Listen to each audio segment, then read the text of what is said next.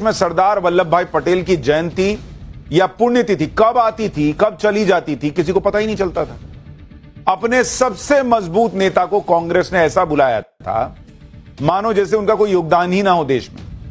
लेकिन जो काम कांग्रेस को अपनी सरकारों में करना चाहिए था, वो काम नरेंद्र मोदी ने किया है। आज नरेंद्र मोदी ने देश के प्रथम गृह मंत्री और भारत की एकता के सूत्र में भारत बांधने वाले, या कहिए कि भारत की एकता के सूत्रधार सरदार पटेल के सम्मान में वो कर दिया जो काम दशकों पहले कांग्रेस को करना चाहिए। आज पीएम मोदी ने सरदार पटेल की 150वीं जयंती पर गुजरात में ठीक वैसे ही भव्य परेड का आयोजन करवाया जैसे भव्य आयोजन या तो 26 जनवरी या फिर 15 अगस्त पर होता है। और यह बहुत बड़ी बात है बॉस। आज पीएम मोदी ने सरदार पटेल की जयंती पर एक नई परंपरा को स्थापित कर दिया। अब से सरदार पटेल की हर जयंती पर हर साल ऐसे ही भव्य परेड हुआ करेगी। आप देखिए बॉस, आपको लग नहीं रहा है कि जैसे 26 जनवरी की परेड चल रही। यह देश एक बड़े नेता जिनके योगदान को कम दिखाने का प्रयास हुआ, उसके प्रति बहुत बड़ा सम्मान है। आज ये देश को एक करने में सरदार पटेल के योगदान को याद करते हुए पीएम मोदी ने साफ कहा कि जैसे हम 15 अगस्त 26 जनवरी मनाते हैं ना, वैसे ही अब से ये एकता दिवस मनाते हैं। कांग्रेस राज में तो कोई सोच भी नहीं सकता था कि सरदार पटेल की जयंती पर इतना भव्य कार्यक्रम हो सकता है। लेकिन पीएम मोदी ने बता दिया कि सरदार पटेल ने देश के लिए जो किया, सरदार पटेल ने जिस तरह से छोटी छोटी रियासतों में बटे देश को एक बनाया, जितना योगदान सरदार पटेल का इस देश के निर्माण में है, उसके आगे तो यह भव्य परेड भी कम पड़ जाए बॉस। सरदार पटेल की जयंती पर गुजरात में कैसे भव्य परेड हुई है, कैसे लोगों को 26 जनवरी की परेड की याद आ गई। इस एकता परेड की एक एक तस्वीर आप देखेंगे तो हैरान रह जाएंगे कि क्या ही जबरदस्त आयोजन हुआ है। सरदार पटेल की जयंती पर उन्हें सच्ची श्रद्धांजलि देने में पीएम मोदी ने कोई कमी नहीं छोड़ी। लेकिन सरदार पटेल की जयंती पर कांग्रेस ने क्या किया, राहुल गांधी ने क्या किया, वो भी आज आपको बताऊंगा। यह भी बताऊंगा कि कश्मीर को लेकर सरदार पटेल की कौन सी इच्छा नेहरू ने पूरी नहीं होने दी। पीएम मोदी ने आज क्यों कहा कि कांग्रेस एक और बंटवारा भी करवा देगी, यह सब आपको बताऊंगा। क्या सच में सरदार पटेल आरएसएस के खिलाफ थे, आरएसएस पे बैन लगाना चाहते थे? कांग्रेस के इन आरोपों में कितना दम है, इसके लिए इतिहास का चैप्टर भी खोलूंगा। लेकिन पहले सरदार पटेल की जयंती पर जो भव्य परेड हुई है, जिसकी चर्चा हर जगह है, उसकी एक झलक देखिए।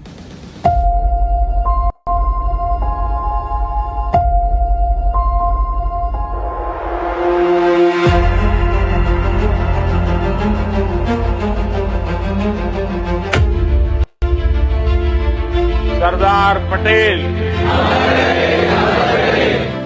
सरदार पटेल,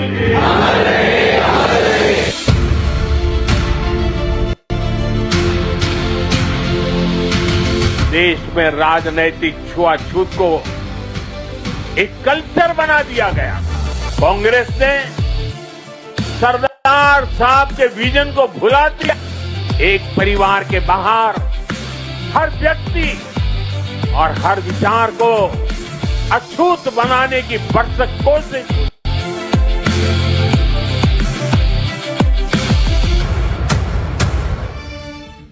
सरदार पटेल की जयंती पर आज कैसे पीएम मोदी कांग्रेस से भिड़ गए, कैसे उन्होंने इतिहास के पन्ने पलटकर कांग्रेस की क्लास लगाई, आज ये सब लेकर आया हूं। लेकिन पहले देखिए कि आज सरदार पटेल की 150वीं जयंती पर गुजरात के एकता नगर में ठीक वैसी ही परेड कैसे हुई जो 26 जनवरी पर होती है। इस परेड में अलग अलग राज्यों के पुलिस के जवानों ने अपना दमखम दिखाया। इसके अलावा सीआरपीएफ, सीआईएसएफ, बीएसएफ समेत अर्धसैनिक बलों के जवानों ने अपना शौर्य दिखाया। पीएम मोदी ने परेड में पराक्रम दिखाने वाले अलग अलग दल को सलामी दी। इस एकता परेड की कमान नारी शक्ति ने संभाली हुई थी। सबसे पहले देखिए कि कैसे गुजरात पुलिस की महिला ब्रिगेड और अर्धसैनिक बलों की महिला ब्रिगेड ने सबसे पहले एकता परेड में अपना दमखम दिखाया।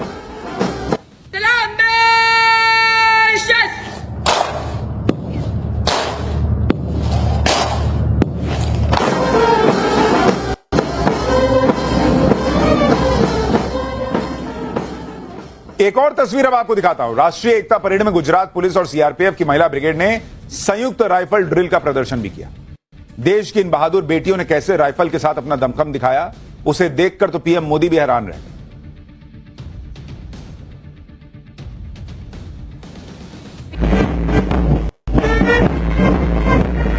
धारणा के साथ बढ़ता इस दस्ते की कमान संभाली असिस्टेंट कमांडेंट मोनिका लाकरा।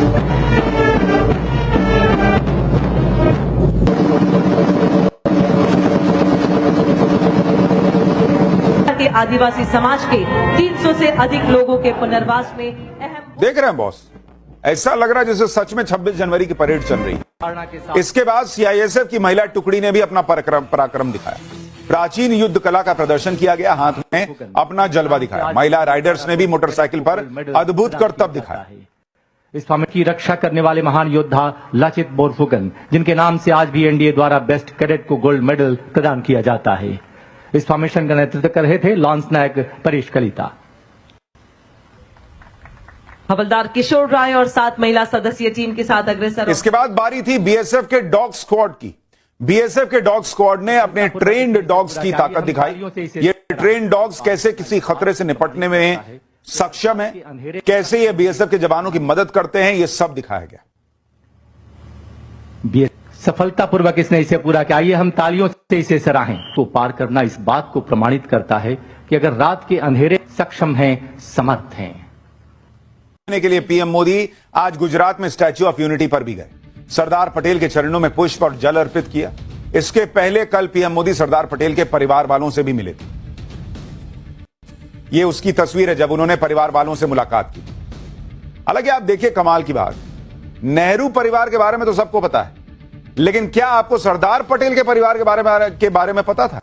सोचिए, कभी बताया गया है?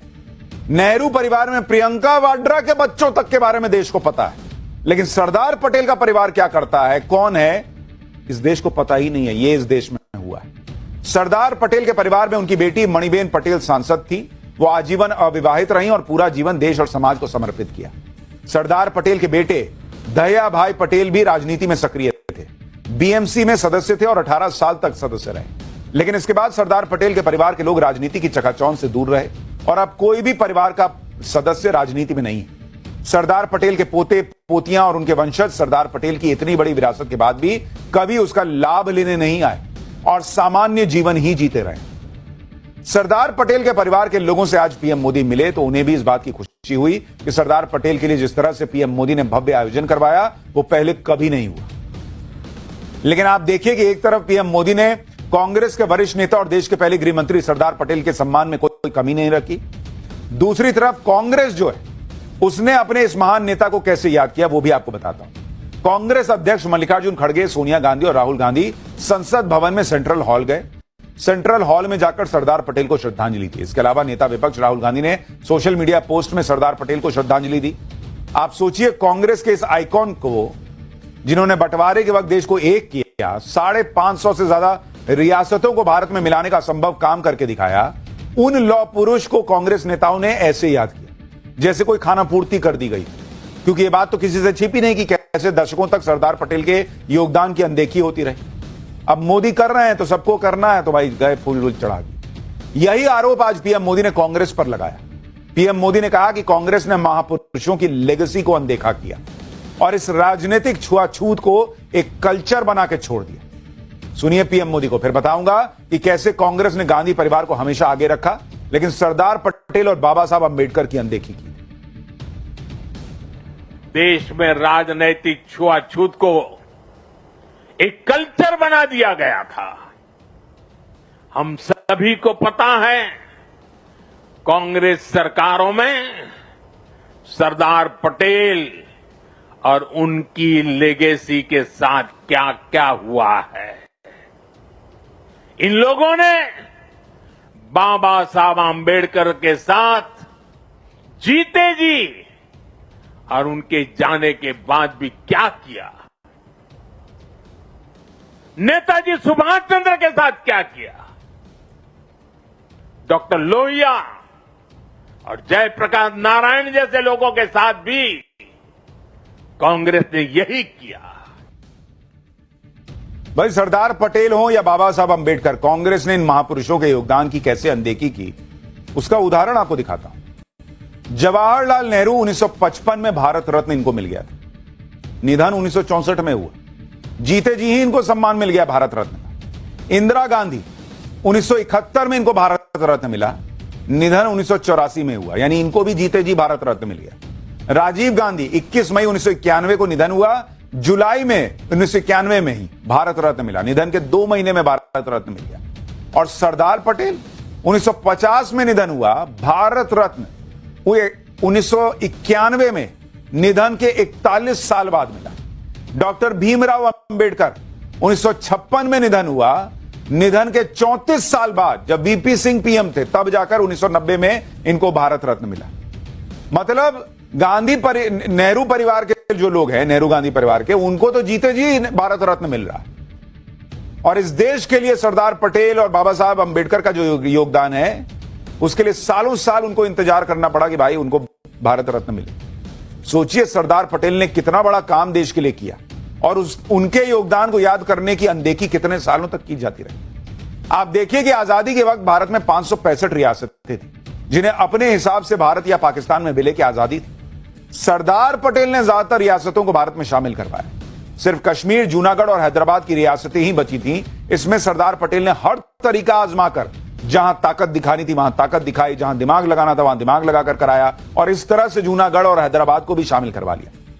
लेकिन कश्मीर का मामला रह गया क्योंकि इसका जिम्मा नेहरू ने ले रखा था। A state in turbulence Jammu and Kashmir किताब में लिखा गया है कि जम्मू कश्मीर का मुद्दा खुद जवाहरलाल नेहरू देख रहे थे और जम्मू कश्मीर के मुद्दे पर विवाद हुआ क्योंकि उनका झुकाव शेख अब्दुल्ला की तरफ था और महाराजा हरि सिंह के प्रति द्वेष नहीं था। यही बात आज प्रधानमंत्री नरेंद्र मोदी ने भी कही कि सरदार पटेल की बहुत इच्छा थी कि जैसे दूसरी रियासतों को भारत में मिला लिया गया था वैसे ही कश्मीर को भी मिला लिया जाता, लेकिन जो सरदार पटेल चाहते थे वो नेहरू ने होने नहीं दिया।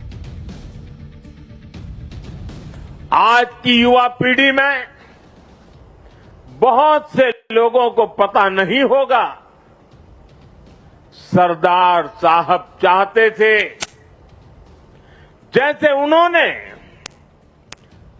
बाकी रियासतों का विलय किया वैसे ही पूरे कश्मीर का विलय हो। लेकिन नेहरू जी ने उनकी वो इच्छा पूरी नहीं होने दी।